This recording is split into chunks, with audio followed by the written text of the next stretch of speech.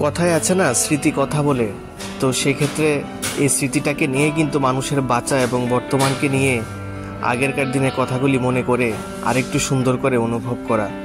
তো চলে এসেছিলাম আমার স্কুলে, সুখময় হাই স্কুল, যেটা উষাবাজার রয়েছে, এবং সেখানেই আমার ছোট থেকে বড় হওয়া।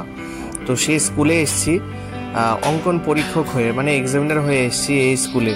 তো এর থেকে বড় গর্বের বিষয় কিছু হতেই পারে না। সেই সঙ্গে আমার কো এক্সামিনারও এসছে। তো সেই সঙ্গে আমরা দুজন পরীক্ষা নিতে এসেছি। এখানে একটি স্কুল ছিল, ড্রয়িং স্কুল। সেই স্কুলটার সম্পূর্ণরূপে পরীক্ষক হিসেবে আমরা এসেছি বোর্ডের পক্ষ থেকে। তো স্কুলে ঢোকা মাত্রই কিন্তু সব পুরনো স্মৃতি হঠাৎ করে যেন চোখের সামনে চলে এসছে। সেই বারান্দা, সেই খেলার মাঠ, সেই কথা বলার জায়গা, সেই ক্লাসরুম, সেই টেবিল চেয়ার, সেই বেঞ্চ, যেন সব কিছু হঠাৎ করে 12 বছরের স্মৃতিগুলো হঠাৎ মনে করিয়ে দিল।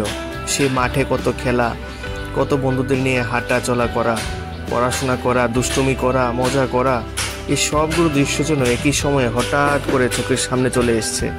তো সেক্ষেত্রে খুবই ভালো লাগছিল, আর সত্যি খুব লাকি যে আমি এই স্কুলে আবার আসার সুযোগ পেয়েছি এজ এ বোর্ড এক্সামিনার হয়ে। সত্যি একটা গর্বের বিষয়। সেক্ষেত্রে সবাইকে ধন্যবাদ জানাই। আর এই হলো কিছু কাজ যারা ছাত্রছাত্রীরা করেছে, সত্যি খুব সুন্দর কাজ করেছে। সবাইকে অনেক শুভেচ্ছা।